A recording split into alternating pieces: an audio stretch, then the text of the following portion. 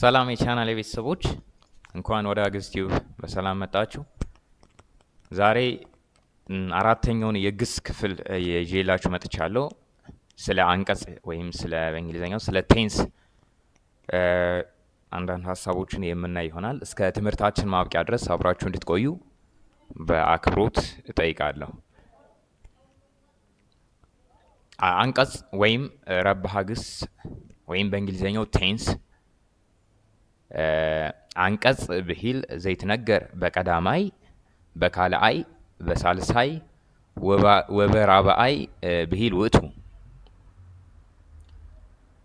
አንቀጽን በቀዳማይ ብለን ካልአይ ሳልሳይና ራብአይ ብለን ልንከፍለው እንችላለን ወይም ሊነገር ይችላል። ቀዳማይ ማለት ኃላፊ ግስ ማለት ነው ወይም በእንግሊዘኛው ፓስት ቴንስ። ካልአይ ትንቢት ግስ የምንለው ነው ወይም ፊውቸር ቴንስ የምንለው። በሳልሳይ ዘንድ አንቀጽ የምንለው፣ በራብአይ ደግሞ ትእዛዝ አንቀጽ የምንለው ነው ሌላ ስሙ። ወዝንቱኒ ይትከፈል በክልኤቱ አበይት ክፍላት። አንቀጽን በዋናነት በሁለት አበይት ክፍላት መክፈል ወይም ከፍለን ማየት እንችላለን። የመጀመሪያው አበይት አናቅጽ ነው ወይም ሜይን ቨርብስ የምንላቸው ናቸው። ሁለተኛው ደግሞ ንዑሳን አናቅጽ ይባላሉ ወይም ማይነር ቨርብስ ብለን ልንጠራቸው እንችላለን በእንግሊዘኛው። የመጀመሪያው አበይት አናቅጽ ዘኒ ከማሁ ይትከፈል በአርባዕቱ አናቅጽ። አበይት አናቅጽን በአራት ክፍሎች ከፍለን ማየት እንችላለን። እሉኒ አሃዱ ቀዳማይ አንቀጽ ይትባሃል ኃላፊ ግስ። የመጀመሪያው ቀዳማይ አንቀጽ ይባላል ወይም ኃላፊ ግስ። ክልኤቱ ካልአይ አንቀጽ ይትባሃል ትንቢት ግስ። ሰለስቱ ሳልሳይ አንቀጽ ይትባሃል ዘንድ አንቀጽ። አርባዕቱ ራብአይ አንቀጽ ይትባሃል ትእዛዝ አንቀጽ ተብለው በአራት ዋና ክፍሎች ሊከፈል ይችላል ማለት ነው። ስለዚህ እነዚህ አንቀጾች ምን ይባላሉ? አበይት አናቅጽ ይባላሉ። ለሌሎች አንቀጽ መሰረት ወይም አበይት ስለሆኑ አበይት አናቅጽ ይባላሉ ማለት ነው። እዚህ ጋር አንድ ማስተዋል ያለብን ነገር ዘንድ አንቀጽ ወትእዛዝ አንቀጽ አሐዱ ውእቱ ትርጓሜሁ በስድስቱ መራሕያን ወባሕቱ ይትሌለዩ በአርባዕቱ ቅሩባን መራሕያን። ዘንድ አንቀጽና ትእዛዝ አንቀጽ ወይም ሳልሳይ አንቀጽና ራብአይ አንቀጽ በስድስቱ መራሕያን አረባባቸው ተመሳሳይ ሲሆን በአርባዕቱ ቅሩባን መራሕያን ግን ይለያያሉ ማለት ነው። አረባባቸው አራቱ ቅሩባን መራሕያን ማለት አንተ፣ አንቲ፣ አንትሙና አንትን። በእነዚህ ጊዜ የግስ አረባባቸው ይለያያል ማለት ነው። እነዚህ በምሳሌ የምናያቸው ይሆናል። እስኪ በሰንጠረዥ በምሳሌ እንመልከታቸው። በመጀመሪያው ሰንጠረዥ ረድፍ በኩል የመራሕያን አይነቶች አሉ። 10 መራሕያን። ማንኛውንም አንቀጽ ወይም ግስ የምናረባ በፊት እንደተናገርኩት በመራሕያን ነው። በ10 መራሕያን መሰረት ነው እያንዳንዱን ግስ የምንገስሰው ወይም የምናረበው። ስለዚህ 10 መራሕያን አሉ። ውእቱ፣ ይእቲ፣ ውእቶሙ፣ ውእቶን፣ አንተ፣ አንቲ፣ አንትሙ፣ አንትን፣ አነና ንህነ። ከላይ ያሉት ሩቃን መራሕያን ሲሆኑ ከታች ያሉት ደግሞ ቅሩባን መራሕያን ናቸው። አንተ፣ አንቲ፣ አንትሙና አንተን። ውእቱ፣ ይእቲ፣ ውእቶሙና ውእቶን ደግሞ ርሁቃን መራሕያን ይባላሉ ማለት ነው። ከመጀመሪያዎቹ ስንጀምር ከውእቱን ጀምር እስኪ። እሺ፣ የመጀመሪያው ምሳሌ ከፈለ ነው። ካልአይ ወይም ትንቢት አንቀጹ ይከፍል ነው። ሳልሳይ ይክፍል፣ ራብአይ ይክፍል። በርሁቃን መራሕያን ጊዜ ሳልሳይና ራብአይ ወይም ዘንድና ትእዛዝ አንቀጹ ተመሳሳይ አረባብ አለው ብለናል። ይክፍል ይክፍል ይሆናል ማለት ነው። ቀዳማይና ካልአይ አንቀጹ ግን ለሁሉም ይለያያል። ከፈለ ይከፍል ይሆናል ማለት ነው። ሁለተኛው ነበበ ይነብብ፣ ይንብብ ይንብብ የሚል ትርጉምን ይዝልናል። በይእቲ ጊዜ ደግሞ ለምሳሌ ከሰተት ትከስት ትክስት ትክስት ከሰተት ትከስት ትክስት ትክስት ለውእቶሙ ጊዜ ቀዳማይ አንቀጹ ለምሳሌ ነበቡ ይነብቡ ይንብቡ ይንብቡ የሚል ትርጉምን ይዝልናል። በውእቶን ጊዜ ለምሳሌ ከፈላን ብናይ ይከፍላ ይክፍላ ይክፍላ የሚል ትርጉምን ይዝልናል። ስለዚህ በእነዚህ በሩቅ መራሕያን ጊዜ ዘንድና ራባይ ወይም ትእዛዝ አንቀጹ ተመሳሳይ የአረባብ ዘዴ ሲኖረው ቀዳማይና ካልአይ አንቀጹ ያው ይለያያል ማለት ነው። ወደ ቅሩባን መራሕያን ስናልፍ ደግሞ ለምሳሌ አንተ ነበብከ ቀዳማይ አንቀጹ ነበብከ፣ ትንቢቱ ትነብብ፣ ሳልሳይ ትንብብ፣ ራባይ ንብብ። እዚህ ጋር አሁን ስናይ በቅሩባን መራሕያን ጊዜ ሳልሳይ ወይም ዘንድ አንቀጽና ትእዛዝ አንቀጹ የተለያየ የአረባብ ዘዴ አለው ማለት ነው። ትንብብ ነው በዘንድ አንቀጹ፣ በትእዛዝ አንቀጽ ጊዜ ደግሞ ንብብ ይሆናል ማለት ነው። አንቲ ከሰትኪ ትከስቲ ትክስቲ ክስቲ ይሆናል ማለት ነው። አንቲ ከሰትኪ ትከስቲ ትክስቲ ክስቲ ይሆናል ማለት ነው። አንትሙ እናንተ ለወንድ ሲሆን ከሰትክሙ በካልአይ አንቀጽ ትከስቱ፣ በዘንድ አንቀጽ ትክስቱ፣ በራባይ አንቀጽ ክስቱ ይሆናል ማለት ነው። አንትሙ ለሴት ሲሆን አንቺ፣ እናንተ ለሴት ሲሆን ማለት ነው። ቀዳማይ አንቀጹ ወይም ኃላፊ ግሱ ወይም ፓስት ቴንሱ ማለት ነው። ካልአይ ደግሞ ፊውቸር ቴንሱ እንደማለት ነው። አንትን ከሰትክን ትከስታ ትክስታ ክስታ ይሆናል ማለት ነው። ስለዚህ መራሕያን በሩቅና በቅሩብ መራሕያን እነዚህን ይመስላሉ። የመጨረሻዎቹ አነና ንህነ ነው። አነ ለምሳሌ ከሰትኩ እከስት እክስት እክስት። በአነ ጊዜ እና በንህነ ጊዜ ዘንድ እና ራባይ አንቀጹ ተመሳሳይ የአረባብ ዘዴ አላቸው ማለት ነው። ልክ እንደ ርሁቃን መራሕያን ማለት ነው። እንደ ውእቱ፣ እንደ ይእቲ፣ እንደ ውእቶሙና እንደ ውእቶን። አነ ከሰትኩ እከስት እክስት እክስት። የመጨረሻው ንህነ ነው። ንህነ ከሰትነ ንከስት ንክስት ንክስት የሚል ትርጉምን ይይዝልናል ማለት ነው። ሌሎችንም ግሶች በእነዚህ መመሪያዎች መሰረት ማርባት ይቻላል ማለት ነው። እሺ አበይት አናቅጽ የምንላቸው እነዚህ አራት ዋና ክፍሎች ይህንን ይመስላሉ። ሁለተኛው የአንቀጽ አይነት ደግሞ ንዑሳን አናቅጽ ይባላሉ፣ ወይም ማይነር ቨርብስ ልንላቸው እንችላለን በእንግሊዝኛው። ዝንቱ ዘይትመሰረቱ እምነ አብይ አናቅጽ ውእቶሙ። እነዚህም ከአብይ አናቅጽ መሰረቱ አብይ አንቀጽ ወይም አብይ አናቅጽ ናቸው ብለናል። አበይት አናቅጽ የተባሉበት ምክንያትም ለዚህ ነው፣ ለሌሎች አንቀጾች ወይም ግሶች መሰረት ስለሆኑ። ምክንያቱም ኃላፊ ግስም በምን ውስጥ ነው የሚጠቃለል? በአበይት አናቅጽ ውስጥ ስለሚጠቃለል ማንኛውም ግስ የሚረበው ከኃላፊ ግስ በመነሳት ስለሆነ እነዚህም ንዑሳን አናቅጾች ዝንቱ ዘይትመሰረቱ እምነ አብይ አንቀጽ ውእቶሙ ከአብይ አንቀጽ ነው የሚመሰረቱ ማለት ነው። ንዑሳን አናቅጾች ወስያሜ ሁኒ ይትበሃል።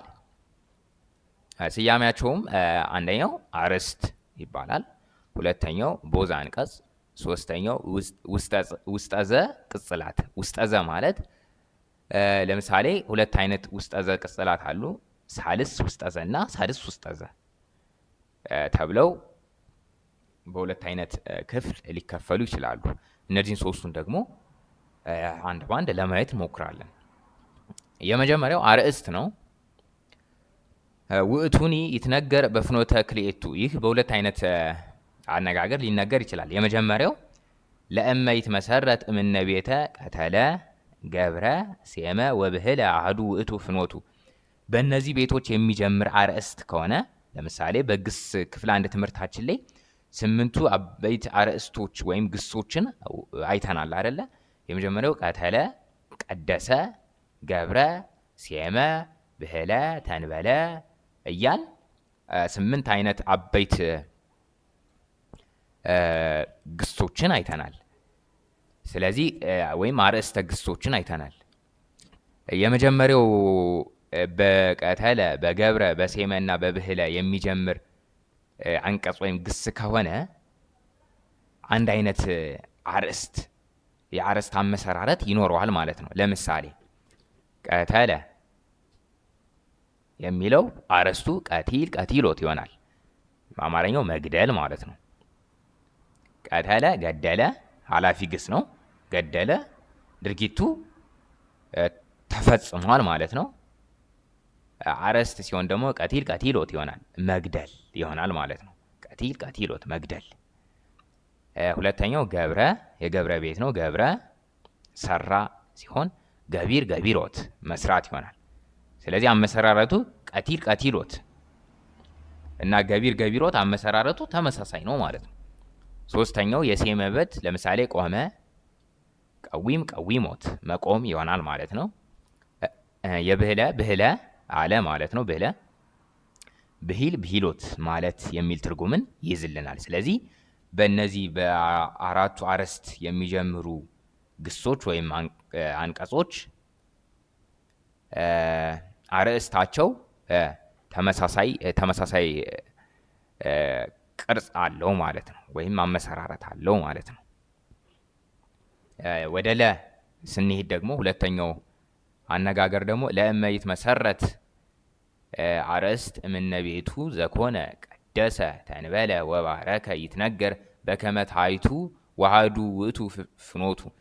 በእነዚህ ደግሞ በቀደሰ በተንበለ እና በባረከ ጊዜ ደግሞ የሚመሰረቱ ግሶች ወይም አናቅጾች ደግሞ አርእስታቸው ተመሳሳይ ቅርጽ ወይም አመሰራረት ይኖረዋል ወይም አረባብ ይኖረዋል። ለምሳሌ ቀደሰ አመሰገነ ማለት ነው። ቀድሶ፣ ቀድሶት፣ ቀድሶ፣ ቀድሶት ማመስገን የሚል ትርጉምን ይይዝልናል። አይመረ አወቀ ማለት ነው። አይምሮ፣ አይምሮት ማወቅ የሚል ትርጉምን ይይዝልናል ማለት ነው። ተንበለ ለመነ፣ ተንብሎ፣ ተንብሎት መለመን የሚል ትርጉምን ይይዝልናል። ስለዚህ አርእስት በሁለት አይነት መንገድ ሊነገር ይችላል ማለት ነው። በቀተለ ቤት ሲጀምርና በቀደሰ ቤት ሲጀምር ያላቸውን አመሰራረት በዚህ መሰረት መማር ወይም ማወቅ ትችላላችሁ ማለት ነው። ስለዚህ ሌሎችንም በዚህ መሰረት መመስረት ይቻላል አርእስታቸውን። ስለዚህ የእያንዳንዱ ኃላፊ ግስ ምን አለው? ትንቢት አለው። ትንቢት ግስ ወይም ካላይ አንቀጽ አለው። ዘንድ አንቀጽ አለው። እያንዳንዱ ኃላፊ ግስ ማለት ነው። ትእዛዝ አንቀጽ አለው። አሁን ደግሞ አርእስት አንቀጽ አለው።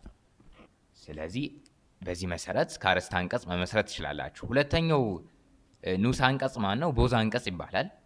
ቦዛ አንቀጽ ዝንቱ ዳግመ ይመጽእ እምነ ግስ ወባሕቱ ይከውን ማይሰራ አንቀጽ በውስተ አረፍተ ነገር። ይህ ለየት የሚያደርገው ከሌሎች አንቀጾች በምንድን ነው? ይህም ከግስ ነው የሚገኝ፣ ግን እንደ ማሰሪያ አንቀጽ ሆኖ በአረፍተ ነገር ውስጥ አያገለግልም። ማይሰራ አንቀጽ ማለት የአረፍተ ነገር መቋጫ፣ የአንቀጽ ማሰሪያ እንደማለት ነው። ስለዚህ ይህ አንቀጽ ወይም ግስ እንደ ማይሰሪያ አንቀጽ ሆኖ አያገለግልም። ከሌሎች ለየት ሌሎች ማገልገል ይችላሉ። ይህ ግን እንደዛ ሆኖ አያገለግልም። ለምሳሌ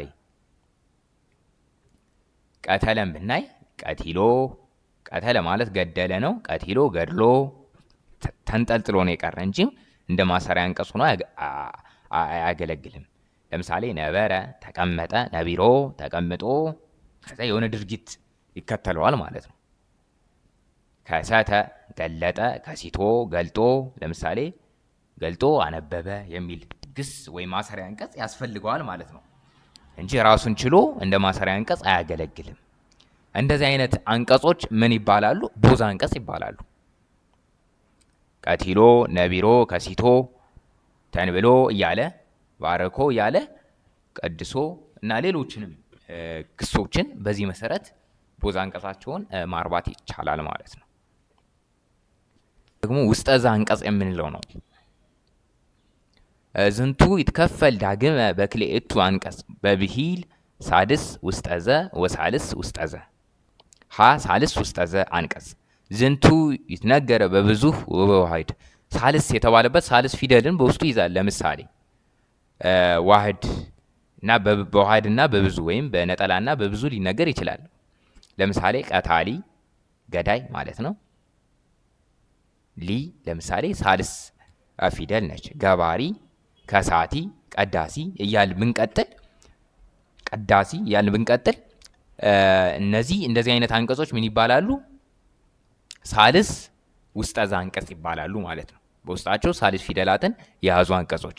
ለምሳሌ ቀታሊ ሲበዛ ቀታሊያን ለተባይታይ ወይም ለወንድ አንቀጽ፣ ቀታሊያት ለሴት ወይም ለአንስት አንቀጽ ሲሆን እንደዚህ ያት ይሆናል። ለወንድ ሲሆን ያን ይሆናል ማለት ነው። ገባሪ፣ ገባሪያን፣ ገባሪያት ሰሪ ማለት ነው ገባሪ። ከሳቲ ገላጭ፣ ከሳቲያን፣ ከሳቲያት ይሆናል ማለት ነው። እሺ ይህ እንደዚህ አይነት አንቀጾች ሳልስ ውስጠ ዘ ሲባሉ፣ ሳልስ ውስጠ ዘ አንቀጽ ደግሞ ዝንቱ ይትነገር በብዙ ወዋህድ፣ ይህም በብዙና በዋህድ ወይም በነጠላና በብዙ ሊነገር ይችላል። ለምሳሌ ክቡር ሳድስ የተባለበት በውስጡ ሳድስ ፊደልን ስለያዘ ነው። ክቡር ለምሳሌ የመጨረሻው ፊደል ማነች? ር ነች አይደል? ሳድስ ነች። ቅዱስ ሳድስ ነች። ምሁር ር ሳድስ ነች። ሲበዛ ክቡር ክቡራን ክቡራት ይሆናል። ቅዱስ ቅዱሳን ቅዱሳት፣ ምሁር ምሁራን ምሁራት የሚል ትርጉምን ይይዝልናል ማለት ነው። ዋህድና ብዙህን ወይም አብዝሆተ ስም ክፍላችን ላይ ተመልሳችሁ ማየት ትችላላችሁ። የተለያዩ ግሶችን ወይም ስሞችን በብዙ አይነት የአበዛዝ ዘዴ ማብዛት ይቻላል። አብዝሆተ ስም የሚል በስም ትምህርታችን ላይ ተመልሳችሁ ብዙ አይነት የስም አይነቶችን በተለያየ አይነት መንገድ ማብዛት እንደሚቻል እዛ ላይ ስላየን እዛ ትምህርታችን ላይ ገብታችሁ ማየት ትችላላችሁ። ስለዚህ ሳድስ ውስጠ ዘ ይህንን ይመስላሉ፣ ወይም የውስጠ ዘ አንቀጽ ይህንን ይመስላሉ ማለት ነው። ስለዚህ አበይት አናቅጽ እና ንዑሳን አናቅጽ ይህን ይመስላሉ። እስኪ በአንድ ሰንጠረዥ ሁሉንም የአንቀጽ አይነቶችን ለማየት እንሞክር። በግራ አበይት አናቅጽ አሉ፣ በቀኝ በኩል ደግሞ ንዑሳን አናቅጽ አሉ። አበይት አናቅጽ ያው ቅድም እንዳየነው ቀዳማይ አንቀጽ፣ ካላይ አንቀጽ፣ ሳልሳይ አንቀጽ እና ራባይ አንቀጽ ወይም ኃላፊ ግስ፣ ትንቢት ግስ፣ ትእዛዝ አንቀጽና ዘንድ አንቀጽ የምንላቸው ማለት ነው። በቀኝ በኩል ደግሞ ንዑሳን አናቅጽ አሉ ወይም ማይነር ቨርብስ፣ እነርሱም አርእስት፣ ቦዛ አንቀጽ፣ ውስጠ ዘ አንቀጾች ማለትም ውስጠ ዘ አናቅጽ ማለትም ሳልስ ውስጠ ዘና ሳድስ ውስጠ ዘ ተብለው እንደሚከፈሉ አይተናል። እስኪ በዚች ደግሞ ለማጠቃለል እንሞክር። ለምሳሌ ቀተለን እንመልከት። የመጀመሪያው ምሳሌ ቀተለ ማለት ገደለ ማለት ነው። በኃላፊ ግስ ገደለ ወይም ፓስቴንስ ነው። ገደለ ማለት ነው በቀዳማይ አንቀጽ። በካላይ አንቀጽ ወይም በትንቢት አንቀጽ ደግሞ የገደለ ትንቢት አንቀጹ ወይም ትንቢት ግሱ ምን ይሆናል? ይቀትል ወይም ይገድላል፣ ወደፊትን አመልካች ነው። ይሄም ፊቸር ቴንስ የምንለው ማለት ነው። ሳልሳይ አንቀጽ ደግሞ ወይም ትእዛዝ አንቀጽ የምንለው ትእዛዝን የሚገልጽ አይደል? ይቅትል ይሆናል። ይግደል እንደማለት ነው። ትእዛዝን ያመለክታል። አራተኛው ራባይ አንቀጽ ወይም ዘንድ አንቀጽ ደግሞ ይቅትል ይገድል ዘንድ አንቀጽ ስለሆነ ይገድል ዘንድ የሚል ትርጉምን ይይዝልናል። በአረስት ደግሞ ወይም በንዑሳን አናቅጾች ውስጥ ደግሞ ስናየው በአረስት ስናየው የመጀመሪያው ቀቲል ቀቲሎት መግደል የሚል ትርጉምን ይይዝልናል። ቦዛ አንቀጽ ደግሞ ቀቲሎ ገድሎ የሚል ትርጉምን ይይዝልናል። ውስጠ ዘ አናቅጾች ደግሞ መጀመሪያ እስኪ ሳልስ አንቀጽ ሲሆን ወይም ሳልስ ውስጠ ዘ አንቀጽ ሲሆን የቀተለ ሳልስ ውስጠ ዘው ማን ነው? ቀታሊ ወይም ገዳይ። ሳድስ ውስጠ ዘው ደግሞ ቅቱል ወይም የተገደለ የሚል ትርጉምን ይይዝልናል ማለት ነው። ሌሎችንም በዚህ መሰረት ማርባት ወይም መገሰስ ይቻላል ማለት ነው። ቅድም ባየናቸው ህጎች መሰረት ሳልሳይና ራባይ አንቀጽ ወይም አረስት አንቀጽና ዘንድ አንቀጽ ቅርጻቸው ወይም አረባብ መንገዳቸው ተመሳሳይ ነው። ከነማን ውጭ? ከቁርባን መራሕያን ውጭ። ቁርባን መራሕያን የምንላቸው ማን ናቸው? አንተ፣ አንቲ፣ አንትሙና አንትን። ከነዚህ ውጭ ዘንድና ትእዛዝ አንቀጽ አረባባቸው ወይም ቅርጻቸው ተመሳሳይ ነው ማለት ነው። ለምሳሌ ሰፈረ፣ ይሰፍር፣ ይስፍር፣ ይስፍር፣ ሰፊር፣ ሰፊሮት፣ ሰፊሮ፣ ሰፋሪ፣ ሰፋር የሚል ትርጉም ሰፋር የሚል ትርጉም ይይዛል ማለት ነው። ለምሳሌ ከሰተ፣ ይከስት፣ ይክስት፣ ይክስት፣ ከሲት፣ ከሲቶት፣ ከሲቶ፣ ከሳቲ፣ ክሱት የሚል ትርጉምን ይይዝልናል። ለምሳሌ ሰበከ፣ ይሰብክ፣ ይስብክ፣ ይስብክ፣ ሰቢክ፣ ሰቢኮት፣ ሰቢኮ፣ ሰባኪ፣ ስቡክ የሚል ትርጉምን ይይዝልናል። ነበበ፣ ነብብ፣ ይንብብ፣ ይንብብ፣ ነቢብ ወይም ነቢቦት፣ ነቢቦ፣ ነባቢ፣ ንቡብ የሚል ትርጉምን ይይዝልናል። ቀጣዩ ከፈለ፣ ይከፍል፣ ይክፍል፣ ይክፍል፣ ከፊል፣ ከፊሎት፣ ከፊሎ፣ ከፋሊ፣ ክፋል የሚል ትርጉምን ይይዝልናል። ቀደሰ፣ ይቄድስ፣ ይቀድስ፣ ይቀድስ፣ ቀድሶ፣ ቀድሶት፣ ቀድሶ፣ ቀዳሲ፣ ቅዱስ የሚል ትርጉምን ይይዝልናል ማለት ነው። ስለዚህ በዚህ መሰረት ሌሎችንም ቀዳማይ አንቀጾች ወይም ኃላፊ ግሶች በዚህ አይነት መንገድ መገሰስ ይቻላል ማለት ነው። በአስሩ መራሕያን በዚህ መሰረት መገሰስ ማርባት ይቻላል ማለት ነው። ስለዚህ አንቀጽ አበይት አናቅጽና ንዑሳን አናቅጽ ይህንን ይመስላሉ። በመጨረሻ በጥያቄ የዛሬውን የአንቀጽ ትምህርታችንን ለመጨረስ እንሞክር። ምልማድ አስተዛምድ ወይም አስተዛምዲ ሀበ አምደሃ ፊደል እምነ ለፊደል ለዛሃለው እምታይት። ለላይ ያሉትን ፊደሎች ሀ ውስጥ ካሉት አማራጮች እርስ በርሳቸው ለማዛመድ እስኪ እንሞክር። በሀ ውስጥ ያሉት ኃላፊ ግሶች ናቸው፣ አንቀጾች ናቸው። ይቅርታ፣ ኃላፊ ግስ ብቻ ሳይሆን አንቀጾች ናቸው። የአንቀጽ አይነቶች ወይም የግስ አይነቶች ናቸው። በለረፍ ደግሞ የአንቀጽ አይነቱ ምን እንደሆነ ወይም በየትኛው አንቀጽ ውስጥ እንደሚመደብ በአበይት አናቅጽ እና በንዑሳን አናቅጽ ውስጥ ያሉትን የአንቀጽ አይነቶችን በለረድፍ ውስጥ ማግኘት ትችላላችሁ። ከለረድፍ እየመረጣችሁ እስኪ ሀ ረድፍ ውስጥ ያሉትን አናቅጾች ለማዛመድ ሞክሩ።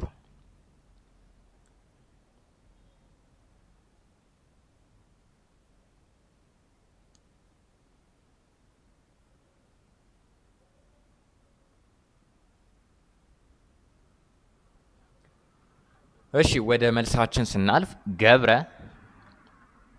ሰራ ማለት ነው። ያው ኃላፊ ግስ ነው ይታወቃል፣ ገብረ ስለሆነ ስለዚህ ተቀዳማይ ወይም ኃላፊ አንቀጽ ይሆናል። ሁለተኛው ይገብር፣ ይህ ደግሞ ትንቢትን ነው፣ ይሰራል እንደማለት ነው። ትንቢትን የሚያመለክት አንቀጽ ስለሆነ ምን ይሆናል? መልሱ ሰ ይሆናል ማለት ነው። ሰ ካልአይ ወይም ትንቢት አንቀጽ ይሆናል ማለት ነው። ንጉሱ ሰ ካልአይ ወይም ትንቢት አንቀጽ ይሆናል ማለት ነው። ይግበር ሲሆን ደግሞ ምን ይሆናል ትርጉሙ? ትእዛዝን ይግበር ይስራ አይደለ? ትእዛዝን ያመለክታል ማለት ነው። ስለዚህ በትእዛዝ ወይም ራባይ አንቀጽን ያመለክታል ማለት ነው። ቀጣይ ደግሞ እዚህ ጋር ዘንድ አንቀጽ ቢኖር ኑሮ ዘንድ አንቀጽም ይሆናል። በነገራችን ላይ ይግበር ዘንድ አንቀጹም ይግበር ነው። ይሰራ ዘንድ ይግበር፣ ይስራ በትእዛዝ ሲሆን ይስራ ይሆናል። ይሰራ ዘንድ ሲሆን ደግሞ ዘንድ አንቀጽ ይሆናል ማለት ነው ይግበር። ስለዚህ ዘንድ አንቀጽ በለረድፍ ውስጥ ቢኖር ኑሮ ዘንድ አንቀጽም ሊሆን ይችላል ማለት ነው መልሱ። አራተኛው ደግሞ ገቢሮት፣ ይህ ደግሞ አርዕስት ነው ይታወቃል። ገቢሮት መስራት ማለት ነው። ገቢሮ ከሆነ ደግሞ ቦዛ አንቀጽ ነው። በተንጠልጥል ያለ እንደ ማሰሪያ አንቀጽ የሚያገለግል አንቀጽ ማን ነው ብለናል? ቦዛ አንቀጽ ይሆናል ማለት ነው። ስድስተኛው ገባሪ ሰ ይሆናል መልሱ ማለት ነው። ሰሪ ውስጠዘ ሳልስ ነች ሪ አይደለ? ሳልስ ውስጠዘ ይሆናል ማለት ነው። ሰዓቱ ሰ ይሆናል መልሱ። ገባሪት ከሆነ ደግሞ ለብእሲት ሆኖ ሳልስ ውስጠዘ ስለሚሆን ብእሲትን የሚያመለክት ሳልስ ውስጠዘ ስለሆነ መልሱ ማን ይሆናል? መ ሳልስ ውስጠዘ አንቀጽ ለብእሲት ይሆናል ማለት ነው። ገባሪያን ከሆነ ደግሞ ወንድን ያመለክታል በመጀመሪያ፣ ከዛ ብዛትን ያመለክታል፣ ከዛ ያው ውስጠዘ አንቀጽ ነው። ስለዚህ ሐመረ ውሃ ይሆናል ማለት ነው። ውስጠዘ አንቀጽ ነው ለብዙ ወለእደው ይሆናል ማለት ነው። ገባሪያት ከሆነ ደግሞ አንደኛ ብዙን ያመለክታል፣ ሁለተኛ አንስትን ያመለክታል። ስለዚህ ያው ውስጠዘ ነው ለረ ይሆናል ማለት ነው። ውስጠዘ አንቀጽ ብዙ ለአንስት ይሆናል ማለት ነው። የመጨረሻው ግቡር ነው። ር ሳድስ ውስጠዘን የሚያመለክት ስለሆነ ግቡር ሲሆን ሳድስ ውስጠዘ ቅጽል ዋህድ ይሆናል ማለት ነው። ያው ነጠላ ነው ግቡር። ስለዚህ ግቡር የሚለው ሳድስ ውስጠዘ ቅጽል ዋህድ ይሆናል ማለት ነው መልሱ። በዚህ መሰረት ሌሎችንም አንቀጾች በራሳችሁ መለማመድ መመስረት ትችላላችሁ ወይ መገሰስ ትችላላችሁ ማለት ነው። ለዛሬ ስለ አንቀጽ ይዤላችሁ የመጣው ትምህርት ይህንን ይመስል ነበረ። አንቀጽ ያው ሰፊ ትምህርት ነው። በአጭሩ ግን እኛ በምንረዳው መንገድ በአማርኛ ያው ለማስረዳት ተሞክሯል። ሀሳብ አስተያየት ካላችሁ ምክርም ካላችሁ በሀሳብ መስጫ ሳጥን ውስጥ ማስቀመጣችሁን መተዋችሁን አትተዉ። በቀጣይ በሌላ ትምህርት እስከምንገናኝ ድረስ መልካም ጊዜ